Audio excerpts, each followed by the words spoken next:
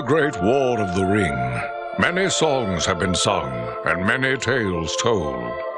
The names of heroes like Gandalf the Grey, Aragorn the King, and Frodo the Ring-Bearer are greatly revered, and rightly so. Yet Sauron's grasp stretched much further than the lands of Gondor and Rohan alone, and his forces might have done great evil in the north of Middle-earth, had a handful of heroes not stood in his path. Their stories, too, deserve to be told. Pay heed now to one such tale, which begins here in the town of Bree, just a few short days before Frodo arrived on his quest.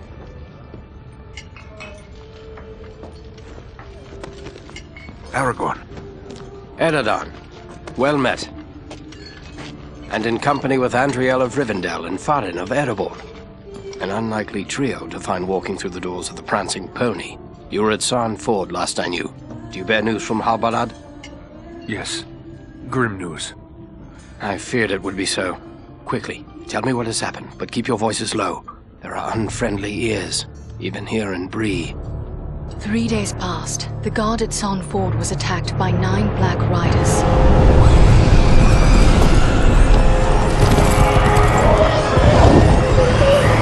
Stand fast, Rangers!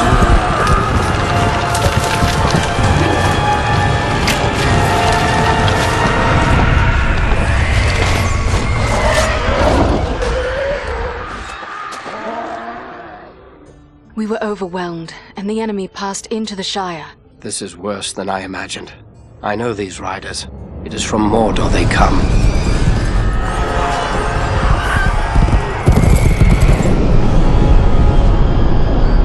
Our folk had not hoped to stand against the 9 together. How bad were our losses? Very bad. We tried to resist them, but they were surrounded by an aura of unnatural dread. There is more you should know. After the rout, one of the Black Riders met with an ally, a man of great malice and power.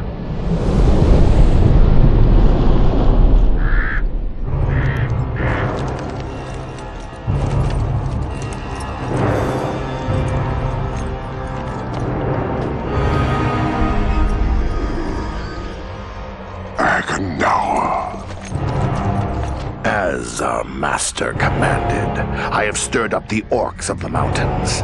Even now I have a force gathering amid the ruins of Old Fornost. Return at once and prepare your forces.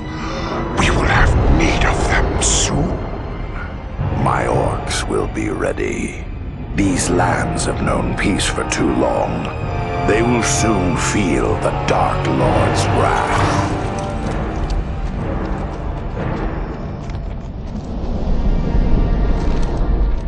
If this Agandaur has a force at Fornost, then our position grows all the more desperate. But why all this force against the peaceful halflings? It can't be the enemy sees them as a threat. I will say this much. There is a hobbit of the Shire who should be coming this way with a great burden. If it falls into the hands of the enemy, it will mean doom for us all. Now this hobbit is adrift on the road with enemies all around. I must find him before they do. And I need you to help me keep him safe. You are my chieftain. I will gladly do whatever you command. I'm a part of this now as well. Then we 3 are of one mind. How can we aid you? We must reduce the threat from the enemies gathered at Fornost. Travel there and do whatever you can to keep the enemy's eye turned towards you and away from the Shire. Perhaps we will have help in this task. Eladan and Elrohir were in the north when last I heard. Any gathering of the enemy is certain to attract their attention. Good. You could find no better allies than the sons of Elrond half-elven. I hope we meet. But with or without help, the enemy will be kept busy. We'll make sure of that.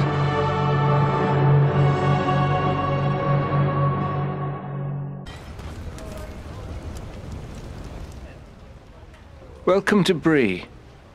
You're a stranger around here. May I ask you a few questions? What sort of questions? We hear a lot of talk from travelers these days. Most of them speak of war and of a growing shadow in the east. The townsfolk just dismiss this.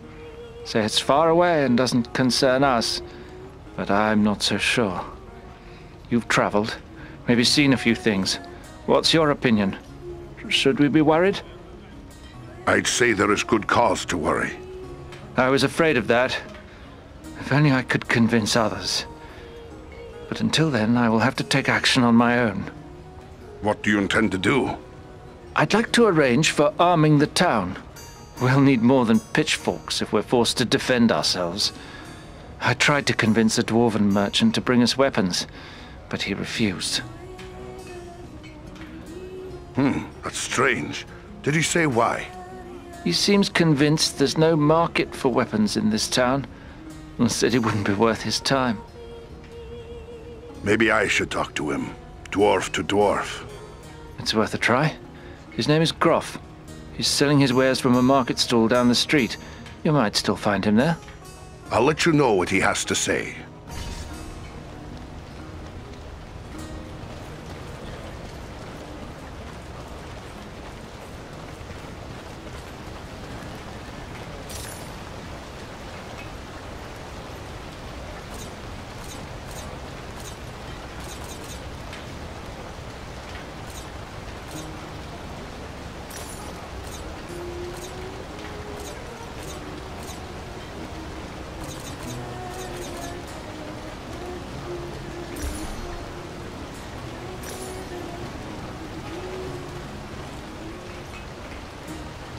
Oh, hello.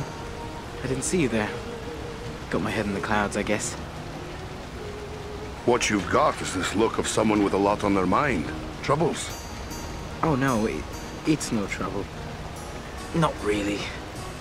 It's more like, well, I'm in love. Oh, that sounds like trouble to me. Who is the lucky woman? It's Idona Bellflower, my childhood sweetheart. I always thought we were meant for each other, but her father doesn't like my prospects. He's arranging a match with the blacksmith, Elman Brushwood. A man with a trade, that's a good match. But how about the lass? Does she love you?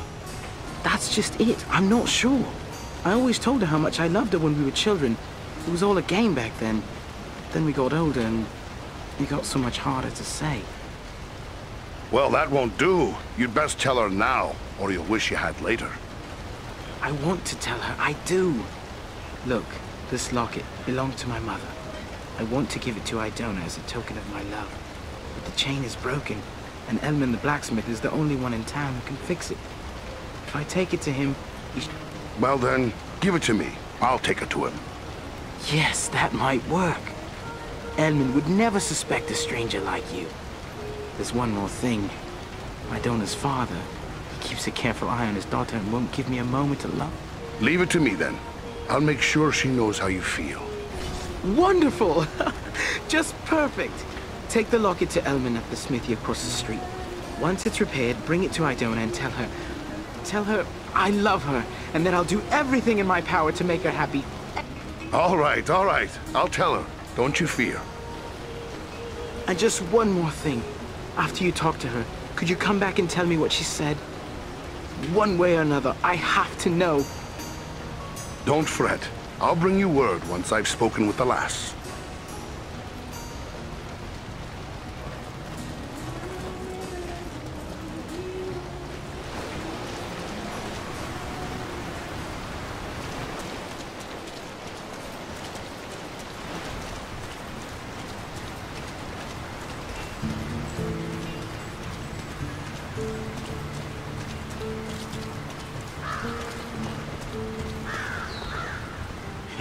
Who could live in a town where it's always raining? It's depressing. You're a strong man, Bramble. You do well with us. Sounds good, but I don't know. I wouldn't want to hurt no one. Not real bad, anyway. You think they care about you? I say take what you want and the rest be damned. Well, what do you want, dwarf? This is a private conversation. What was it you said about hurting people? Well, it's just that this fellow and his friends are offering me a chance to, well, be part of a gang. Shut your mouth, Harley Bramble. don't have to spill your guts to every sooty-bearded coal miner that comes creeping into town. Coal miner? You best keep a civil tongue in your head, friend. And what if I don't? What are you gonna do about it, eh? You filthy dog. Have it your way for now. But I have friends, powerful friends.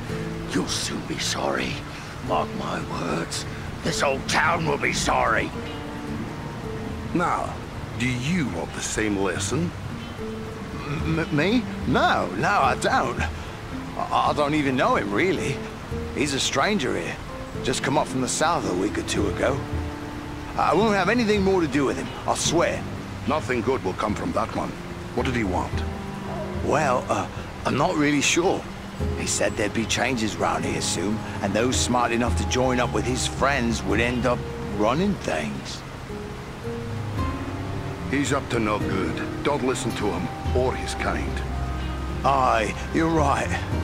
Folks here may not treat me the way I like all the time, but it's still my town. I shouldn't go siding with strangers. Make sure you remember that, or you'll answer to me.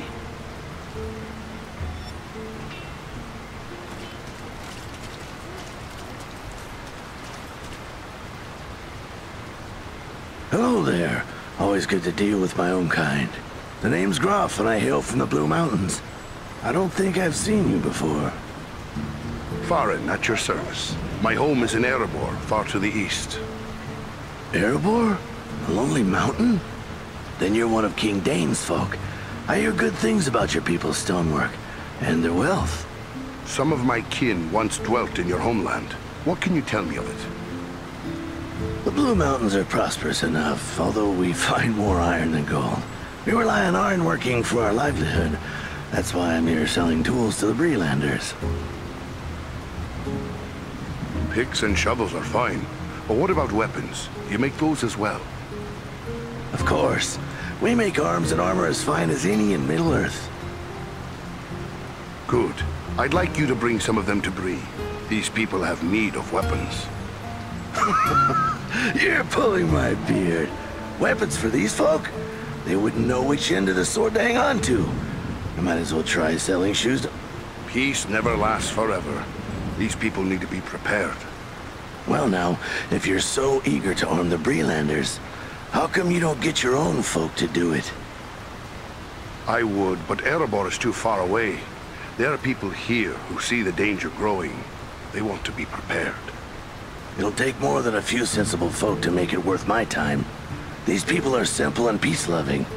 It's plowshares they want, not swords. So they're not warriors. Is that any reason not to give them a fighting chance if trouble comes their way? You're right, of course. Maybe it's not such a bad idea after all. At least I'd have no competition. All right, I'll do it. Good. You won't regret it. Safe and speedy travels to you, Groff.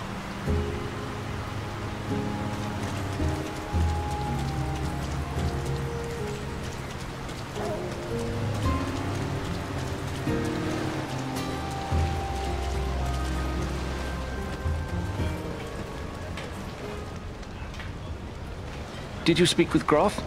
What did he say? Will he bring us weapons? I changed his mind. He'll bring you weapons soon. Excellent. My only concern now is the time it will take. What if we need to defend the town before the dwarf-made goods arrive? Maybe you could help me.